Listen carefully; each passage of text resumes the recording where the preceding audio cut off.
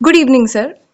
हम सब सौरो या ग्रीफ से लड़ते ही रहते हैं। हम ऐसी क्या गलती करते हैं कि लड़ने के बाद भी दुख दूर नहीं हो पाता बल्कि और बढ़ जाता है? देखिए, सबसे इम्पोर्टेंट चीज़ ये है कि हम कहीं अपने दुख को वेस्ट तो नहीं कर रहे हैं, क्योंकि जब हम अपने दुख को वेस्ट करते हैं तो ये सबसे बड़ी गलती है। तो हमें क्या काम करना है? दुख को वेस्ट नहीं करना है, दुख को यूटिलाइज करना है। तो दुख को यूटिलाइज कैसे करेंगे? दुख को यूटिलाइज करने का तरीका है कि जब दुख आए तो टेक्निक लगाना है। बिना टेक्निक के अगर दुख को फेस करोगे तो फिर आप क्या है, अपने दुख को वेस्ट कर रहे हो। तो टेक्निक क्या लगा सकते हो? टेक्निक ये लगाओ कि आप जो है, जनरली ये गलती करते हो कि आप अपने आप को हमेशा एक समझते हो। तो जब आप अपने आप को एक समझोगे तो फिर आप दुख से लड़ नहीं सकते हो, क्योंकि दुख से लड़ने के लिए जरूरी है कि आप एक ऑब्जर्वर की तरीके से दुख को आते जाते देखो। लेकिन जब आप ऑब्जर्वर की तरीके से किसी चीज को आते जाते देखोगे तो आप एक नहीं रह जाओगे, आप दो हो जाओगे। तो हम सबसे बड़ी गलती करते हैं कि हम एक रहते हैं, दो नहीं होते। तो जब हम दो हो जाते हैं तो फिर हम ऑब्जर्वर और ऑब्जर्व दोनों में बदल जाते हैं। जैसे मान लीजिए कि कोई फीलिंग आई, तो फीलिंग जैसे ही आती है तो आप क्या है, फीलिंग को आते हुए देखें, आते जाते हुए। तो आप देखेंगे थोड़ी देर के लिए फीलिंग आई और उसके बाद चली गई। फिर उसके बाद कोई एविल फीलिंग आई, फिर वो थोड़ी देर बाद चली गई। तो इस तरीके से फीलिंग आती जाती रहती है।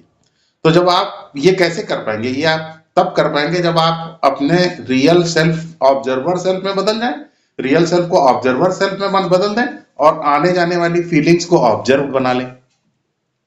तो इस तरीके से जब हम आते जाते देखते हैं फीलिंग्स को, तो हम अपने आप को दो में बदल देते हैं, एक में नहीं। ये बहुत इंपॉर्टेंट है। अगर ये नहीं करते हैं तो ये बहुत बड़ी गलती कर रहे हैं, क्योंकि तब आप लड़ नहीं सकते। क्योंकि विल पावर आपके अंदर तभी आएगी जब आप दो हो, ऑब्जर्वर और ऑब्जर्व्ड दोनों हो।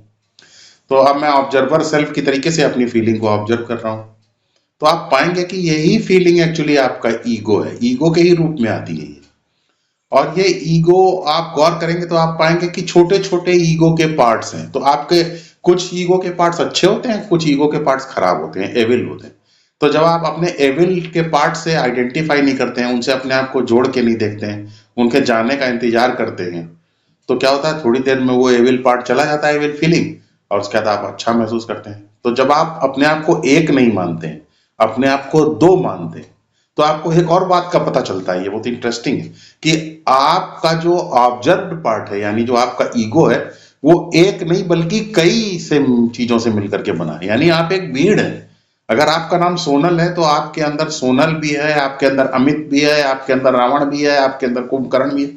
यानी वो बहुत सारी चीजों से, मल्टीप्लिसिटी से मिलकर के आपका ईगो बना है। तो उसके जो एविल पार्ट्स हैं, उन एविल पार्ट्स को जब आप ऑब्जर्व करते हैं तो आप धीरे धीरे क्या काम करेंगे कि उन एविल पार्ट्स को वीक कर पाते हैं। तो उससे आपके अंदर जो है अच्छे जो पार्ट्स हैं, बेनिवोलेंट पार्ट्स जो हैं आपके ईगो के अंदर, उनकी संख्या बढ़ जाती है। तो वो मिल के आपके अंदर एक ऐसी इनर स्टेट बनाते हैं, इनर स्टेट का कॉम्प्लेक्स बनाते हैं, या आपस में जुड़ के इनर स्टेट्स ऐसा मिल के इफेक्ट क्रिएट करती हैं, जिससे कि आप अपनी अच्छी लाइफ सिचुएशन को अपनी तरफ अट्रैक्ट करते हैं। तो बहुत ही इंपॉर्टेंट बात यह है कि सबसे पहली बात, हमें दुख को वेस्ट नहीं करना है, टेक्निक के साथ दुख को डील करना है। और दूसरी चीज हमें यह करना है कि अपने आप को एक नहीं मानना है बल्कि अपने आप को दो मानना है। और जब हम अपने आप को दो मानेंगे तो हम पता चलेगा हमें कि हम जिसे अपना ईगो समझ रहे थे, वो उसको तो हम एक्चुअली ऑब्जर्वेशन में ले रहे हैं अपने। हम खुद, हमारा रियल सेल्फ ऑब्जर्वर है और हमारा जो ईगो है वो ऑब्जर्व्ड है। और वो छोटे छोटे मल्टीप्लिसिटी से बना है, छोटी भीड़ से बना हुआ है। उस भीड़ में कुछ अच्छे पार्ट्स हैं, कुछ खराब पार्ट्स हैं। तो खराब पार्ट्स के ऊपर हम वर्क करके उनको कमजोर बनाते हैं, और अच्छे पार्ट्स जब हमारे स्ट्रांग हो जाते हैं तो हम लाइफ में अच्छी सिचुएशंस को अट्रैक्ट करने लग जाते हैं। पर इस हिसाब से तो पूरी दुनिया अपने आप को दो नहीं बल्कि एक ही समझती है, तो ऐसे में सरवाइव करना तो और भी मुश्किल हो जाएगा। आपका कहना सही है कि सरवाइव करना और ज्यादा मुश्किल हो जाएगा, लेकिन याद ये रखिए, सरवाइव करना मुश्किल इसलिए हो जाएगा क्योंकि आप अपने आप को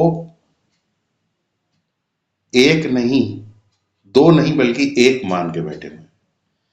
तो अगर आप अपने आप को दो मान लें तो सरवाइव करना फिर से आसान हो जाएगा। अगर एक मान के ही चलेंगे तो सरवाइव करना मुश्किल होगा।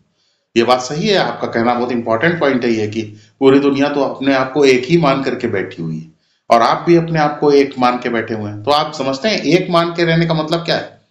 एक मानने का मतलब अपने आप को कि आप कुछ भी अपने अंदर चेंज नहीं कर सकते हैं। जैसी फीलिंग आपके अंदर आएगी वैसा आपको बनना पड़ जाएगा। एविल फीलिंग आएगी तो आप एविल बन जाएंगे। अगर आपके अंदर बेनिवोलेंट फीलिंग आएगी तो आप बेनिवोलेंट बन जाएंगे। आपके अंदर चैरिटेबल फीलिंग आएगी तो आप चैरिटेबल बन जाएंगे। तो इस तरीके से आपके अंदर लगातार जो है जैसी फीलिंग आती जाएगी वैसे वैसे आप बनते जाएंगे। आपके पास ये विल पावर नहीं होगी कि आप अपने अंदर आने वाली फीलिंग्स को चेंज कर सकें।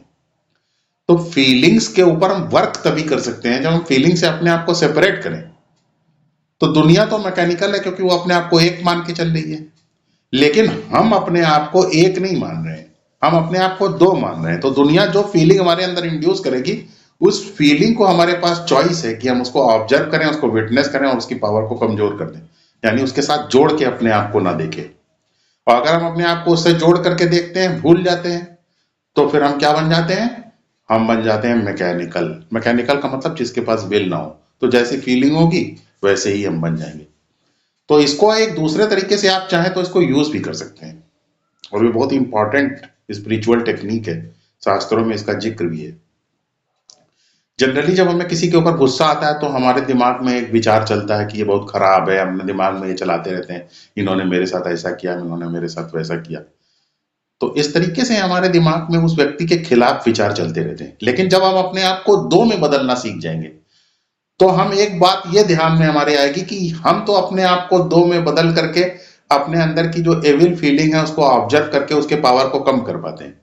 लेकिन दूसरा व्यक्ति जो है उसके पास ये टेक्निक नहीं है कि वो अपने आप को दो में बदल सके। तो जब वो अपने आप को दो में नहीं बदल पाएगा तो क्या होगा? तो हम ये देखेंगे कि ये तो एक ही है, यानी ये मैकेनिकल है। और जो आदमी मैकेनिकल है उससे क्या नाराज होना, क्योंकि उसके पास विल पावर ही नहीं है कि वो अपने आप को चेंज कर सके। तो इस तरीके से अगर कोई व्यक्ति हमारे साथ कुछ गलत करता है तो हम उसके ऊपर नाराज नहीं होते हैं, बल्कि हम ये सोचते हैं कि ये तो मैकेनिकल है, इससे क्या नाराज होना, इसके पास तो विल पावर ही नहीं है, क्योंकि ये अपने आप को दो में बदल करके तो देख ही नहीं पाता। तो इस तरीके से हम उसके विरुद्ध विचार अपने दिमाग में ना चला के बल्कि उसके लिए सिंपैथेटिक विचार अपने दिमाग में चलाते हैं। और जब सिंपैथेटिक विचार हम अपने दिमाग में चलाते हैं तो उससे हमारी स्टेट हमेशा पॉजिटिव रहती है, अच्छी फीलिंग्स को हम अपनी तरफ अट्रैक्ट कर पाते हैं।